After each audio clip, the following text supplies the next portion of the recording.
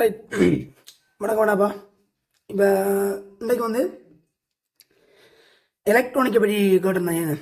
Electronic ஒருக்கா சொல்லி கமெண்ட்டில் கேட்டிருந்தேன். அப்போ எலக்ட்ரானிக்கில் என்ன பிரச்சனை என்ன தம்பி, ஆரம்பத்தில் இருந்து முழுக்களையும் கதைக்க வேண்டி வரும். அது ஒரு தியரி மதிப்பாயிரும். ஒரு பேப்பர் கிளாஸ்ன்றதை தாண்டி தியரி என்ன மதிப்பாயிரும். அப்போ நான் கணக்கு இறங்கியில் சும்மா கேள்விக்கு ஏற்ற மாதிரி சில விஷயங்களை விளங்கப்படுத்தி வரேன். ஏற்கனவே சொல்லியிருந்தேன் நான், இருவாயில் ஒரு கேள்வி வரும், அதாவது இருவாயும் சினரும் ஒரு கேள்வி வரும். அதே மாதிரி மூவாயில் ஒரு கேள்வி வரும், ரைட். அதே மாதிரி விரியலாக்கி, அதாவது செயற்பாட்டு விரியலாக்கி முடிச்சிருப்பீங்க, அதான் மூவாயி அல்லது அது ரெண்டுல தான் வரும் எம்சிக்குவேன். அதை விட இன்னைக்கு கேட்ஸில் ஒரு கேள்வி வரும், ஷுவராக இந்த மூண்டும் வளமையாக வரும். அதை விட இன்னொரு பாட்டு ஒன்று இருக்குது,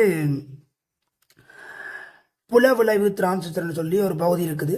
அது பெருசாக கேள்வி வந்ததில்லை இதுவரை காலத்துக்கு. நாளைக்கும் 2 வருஷத்தில் கேள்வி வந்திருக்குது எம்சிக்யூவா. அதை விட 2019 நினைக்கணும் ஒரு எஸ்ஏ வந்திருந்தது, ரைட் தானே. நாங்கள் இப்போ இந்த மெஜாரிட்டி பகுதியை தான் பார்க்க போகிறோம், பெரும்பான்மை பகுதியில் பார்க்க போகிறோம். சும்மா கடை என்ன தியரி பகுதியில் பார்க்க நிறைய லென்த்தாக போய்கொண்டிருக்கும். பிறகு ரைட், ஓகே பார்ப்போம். கதைக்கல, ரைட். இப்போ கடத்திகளை பொறுத்த வரைக்கும் ஏற்றக்காவிகளாக சுயாதீன இலத்திரங்கள், இலத்திரங்கள்ட்டு சும்மா சொல்லக்கூடாது, பிள்ளை. சுயாதீன இலத்திரங்கள், இந்த சுயாதீனமாக அசையக்கூடிய இலத்திரங்கள் தான் கடத்திகளை பொறுத்த வரைக்கும் ஏற்றக்காவிகளாக இருக்குது. குறை கடத்திகளை பொறுத்த வரைக்கும் ஏற்றக்காவிகளாக துளைகளும் சுயாதீன இலத்திரங்களும் இருக்குது. துளைகள் நேரேற்றம் பெற்றவையாக கருதப்படுது, சுயாதீன இலத்திரம் மறையீட்டம் பெற்றவையாக கருதப்படுது. அப்போ சுயாதீன இலத்திரங்களும் துளைகளும், ரைட். இப்போ இங்கே என்ன விளக்கம் மட்டும் சொன்னால், குறை கடத்திகள் நாங்கள் 2 வகையாக பிரிக்கிறோம். ஒன்று உள்ளீட்டு குறை கடத்தி, இன்னொன்று வெளியீட்டு குறை கடத்தி. உள்ளீட்டு குறை கடத்தி என்றால் இயற்கையாகவே கிடைச்சது, அதாவது சிலிக்கன், ஜெர்மானியம் இது மாதிரியானது, இது உள்ளீட்டு குறை கடத்தி. வெளியீட்டு குறை கடத்தி என நாங்கள் இயற்கையாக கிடைச்ச உள்ளீட்டு குறை கடத்திகளை மாசாக்கம் செய்வதன் மூலம் உருவாக்குனது, அதாவது செயற்கையாக நாங்கள் உருவாக்குனது. அது பி வகை குறை கடத்தி, என் வகை குறை கடத்தி. பி வகை குறை கடத்தி என்றால் பெரும்பான்மை ஏற்றக்காவிகளாக துளைகள் இருக்கும். என் வகை குறை கடத்தி என்றால் பெரும்பான்மை ஏற்றக்காவிகளாக சுயாதீன இலத்திரங்கள் இருக்கும். ரெண்டுலையுமே துளைகளும் இலத்திரங்களும் இருக்கும். ஆனால் பெரும்பான்மை ஏற்றக்காவி என்ற விளக்கம் தான் நாங்கள் கவனம். பி வகை நிறைய பேர் இந்த பி வகை என்றா பாசிட்டிவ், என் வகை என்றா நெகட்டிவ். அப்போ பி வகை நேரேற்றம் பெற்றது, என் வகை மறையீட்டம் பெற்றது, அப்படி இல்லையா. குறை கடத்திகள் யாவும் நடுநிலையானவை. பாஸ்பர்கள் எடுத்துப்பார் தெரியும், குறை கடத்திகள் யாவும் நடுநிலையானவை, ஏற்றம் பெற்றவை அல்ல. அது மாசாக்கம் செய்கிறதால வந்த விளைவுகள். அதாவது பெரும்பான்மை ஏற்றக்காவி துளைகள் இருக்கிறபடியா அது பி வகை என்றும், பெரும்பான்மை ஏற்றக்காவி சுயாதீனத்தில் இருக்கிறபடியா அது துளைகள் என்றும், என் வகை என்றும் சொல்கிறோம். தான் விளக்கம். சரி, ரைட், ஓகே. அப்போ அடுத்தடுத்து வரும்போதுனா, அப்போ உள்ளீட்டு குறை கடத்தி, வெளியீட்டு குறை கடத்தி, ஓகே. வெளியீட்டு குறை கடத்தியில் நாங்கள் என்ன செய்ய போகிறோம்னு சொன்னால், அதான் நேரடியாக சொன்ன மாதிரி பி வகை குறை கடத்தி ஏண்டா சிலிக்கன் அல்ல ஜெர்மானியம், அதாவது உள்ளீட்டு குறை கடத்திகளுக்கு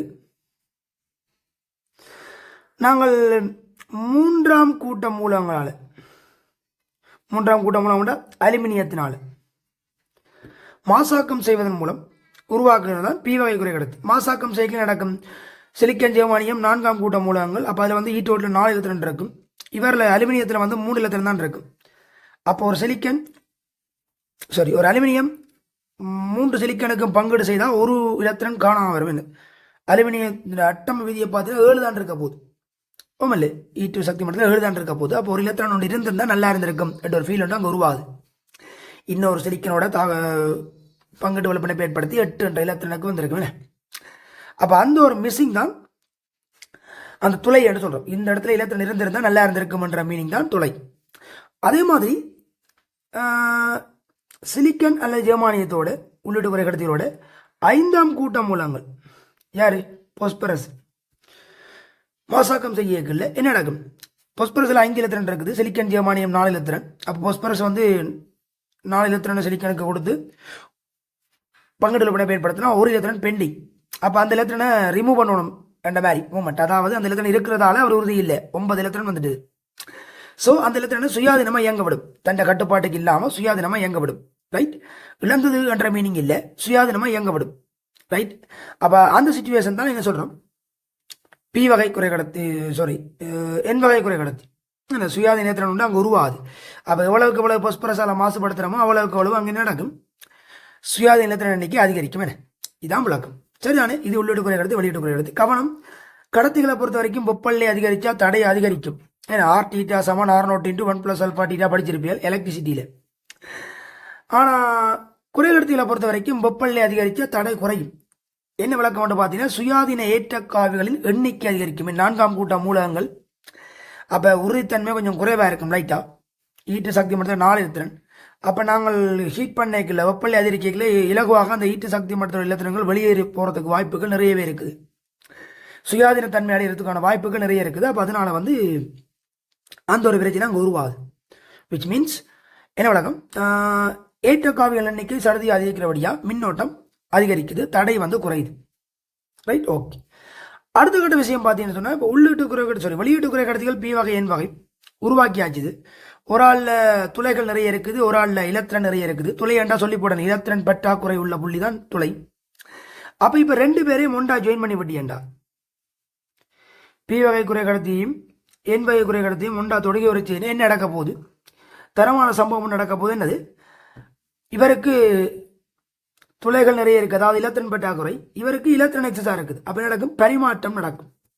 ரைட், பரிமாற்றம் நடந்து அந்த இடத்துல அந்த வரிதாக்கல் பிரதேசம் உருவாகிறது, மின்புலம் உருவாகிறது, பிலா சம்திங், அதெல்லாம் கொப்பி நோட்ஸ் கொடுத்து தட்டி பார்த்துக்கொள்ளுங்க. அதெல்லாம் சும்மா பேசிக்கான விஷயங்கள் நிறைய கதைக்கல. அப்போ வரிதாக்கல் பிரதேசம் அந்த அழுத்தம் உருவாகிறதெல்லாம் பார்த்துக்கொள்ளுங்க. அப்போ அதனால ஒரு ஃபார்மெட் ஒன்று உருவாகி இருக்கும். இதனால என்ன நடக்க போகணும்னா இவர் வந்து ஒரு பக்கத்துக்கு மட்டும் மின்னோட்டத்தை செல்ல அனுமதிக்கும், மற்ற பக்கத்துக்கு மின்னோட்டம் செல்ல அனுமதிக்காது. இவருக்கு பேர் தான் என்னது, இருவாயி. குறியீட்டு முறைமையில் கீறப்போனா எப்படி இருக்கும், இப்படி இருக்கும். குறியீட்டு முறைமையில் ஈஸியாக ஞாபகம் வச்சுக்கொள்ளுங்க. இந்த அம்புக்குறி மாதிரி காட்டுறது, அப்போ இந்த பக்கம் போனால் மின்னோட்டம் போகும், இந்த பக்கம் வந்தால் அது வரியல் மறிச்சுக்கிற மாதிரி, அப்போ மின்னோட்டம் போகாது. இது பி வகை, இது என் வகை.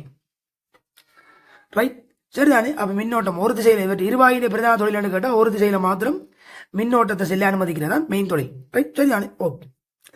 அப்போ இவரை பொறுத்த வரைக்கும் ஒரு திசையில் மாத்திரம் மின்னோட்டம் செல்ல அனுமதிக்கிறதா இருந்தாலும் என்னது, நீ இப்படி அதாவது பி வகை பக்கத்துக்கு நேர்மறையிடத்தை பற்றி நினைச்சியண்டா ரைட், ஓகே. இப்போதான் மின்னோட்டத்தில் அனுமதிக்க போகுது. இருந்தாலும் அதை முன்முக கோடல் நம்ம என்ன சொல்லுவோம், இந்த இணைப்பை சொல்லுவோம் முன்முக கோடல்.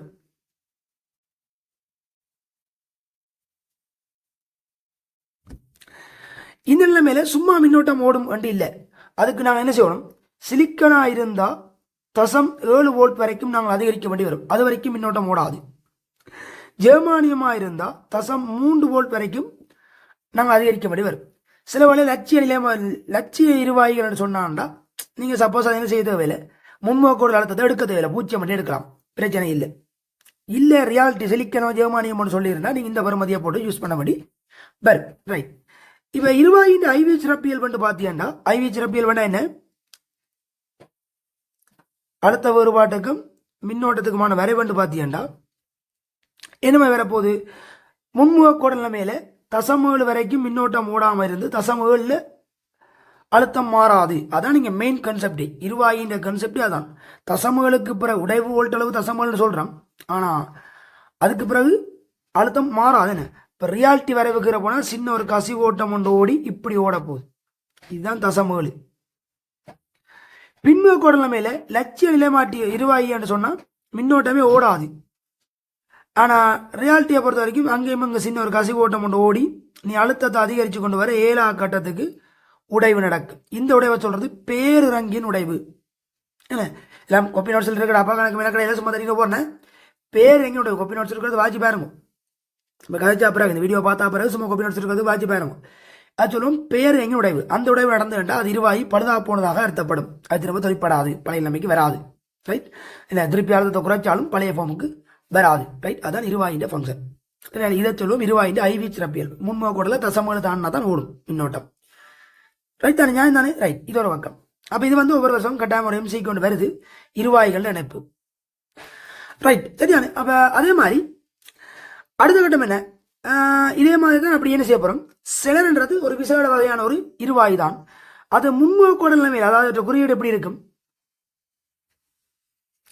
இவர் முன்முக கோடல் நிலைமையிலும் சாதாரண இருவாய் மாதிரி தான் தொழிற்படும், ஒரு பிரச்சனையும் இல்லை. பின்முக கோடல் நிலைமையிலையும் சாதாரண இருவாய் மாதிரி தான் தொழிற்பட போகுது. ஆனால் ஒரே ஒரு வித்தியாசம் என்னது, நான் இவரை சொன்னான் பின்முக கோடல் நிலைமையில் இந்த பேரிறங்கினுடைய நடக்கும், அந்த பேரிறங்கினுடைய நடந்துட்டா பழுதா போயிடும், இது வேலை செய்யாது. ஆனால் சிலர் அப்படி இல்லை, பின்முக கோடலில் தான் தொழிற்பட போகுது. என்ன விளக்கம் வேண்டாம், பின்முக கோடலில் இந்த உடைவை சொல்லுவோம் செனர் உடைவு என்று சொல்லுவோம்.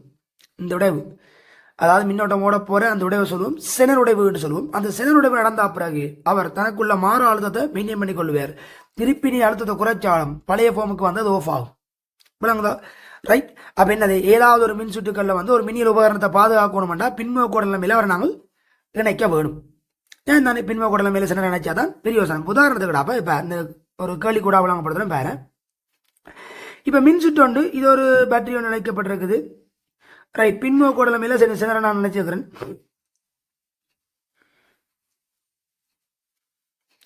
இப்ப இங்கேயும் ஒரு தடை இணைச்சிருக்கிறேன், இங்கேயும் ஒரு தடை இணைச்சிருக்கிறேன்.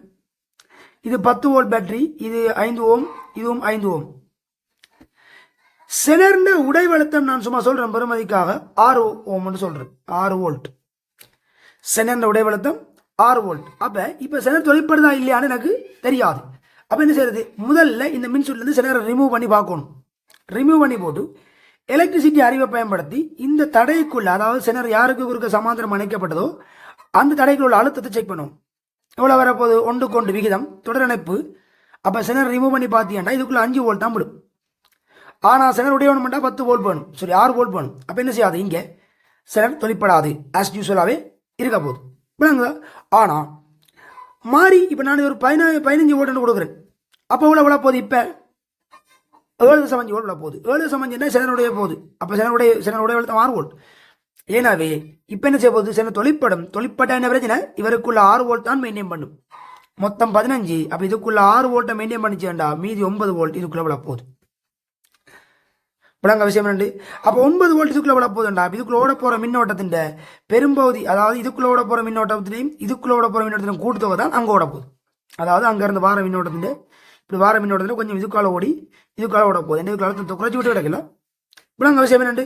ரைட். அப்ப இப்படி ஒரு மெயின் எல்லாம் பார்க்கணும். முதல் சில ரிமூவ் பண்ணி பார்த்துட்டு தொழிற்படுதா இல்லையான்னு செக் பண்ணி போட்டு தான் பிறகு முடிவெடுக்கணும். அதே மாதிரி இன்னொரு முக்கியமான பிரச்சனை என்னது, சிலர் வந்து முன்முக குடல இருக்குதா பின்முக குடல் இருக்குதான்றதை நாங்கள் கட்டாயம் செக் பண்ணணும். பின்முக குடல இருந்தால் தான் இந்த முறையெல்லாம் பயன்படுத்தலாம். முன்முக குடல்ல சாதாரண இருவாயு மாதிரி தான் அவரும் தொழிற்பட போறார். விளங்குதா? ரைட். இதே மாதிரி மூவாயில பற்றியும் இன்னொரு வீடியோ ஒன்று போடுவேன். ஏன்னா இதில் கதைக்கலாது, 12 நிமிஷத்துக்கு மேலே போயிட்டுது. அப்போ அதை தேவையான ஆக்கள் அதே முறைக்க பார்த்துக்கொள்ளுங்க. மற்றதை வந்து கேள்விகள் செய்து வரேன். என்ன வேணுமெண்டா மூவாயியை பற்றியும் வழங்கப்படுத்திட்டு கேட்ஸை பற்றியும் ஒரு வீடியோ ஒன்று போட்டுட்டு 3க்குள்ளையும் ஒரு 3 MCக்கு அப்படி பார்த்து செய்து ஒரு வீடியோ ஒன்று போட்டு விடுறேன். சரியானே? தேவையான ஆக்கள் கமெண்ட் பண்ணுங்க. தொடர்ந்து அடுத்த வீடியோக்கள் தொடர்ந்து வரும். பிரச்சனை மற்ற ஆக்களுக்கு ஷேர் பண்ணுங்க. பரவாயில்லை, எதிர்பார்த்த விட நல்லாவே நாங்கள் யூஸ் பண்ணுறீங்க, அது நல்ல விஷயம். ரைட். ஓகே, தொடர்ந்து சந்திப்போம். நல்ல விஷயமா? ரைட். இதில் விளக்கம் இல்லையே தெளிவு இல்லையா கேளுங்கோ. அதே மாதிரி அடுத்த கட்ட முக்கியமான விஷயம், மூவாயியை பற்றியும் ஒரு சின்ன வீடியோ உண்டு. அதே மாதிரி கேட்ஸை பற்றியும் ஒரு வீடியோ ஒன்று போட்டுட்டு 3க்குலையும் கொஞ்சம் கேள்வி சமாரியாக செய்து விடுவோம். சரிதானே?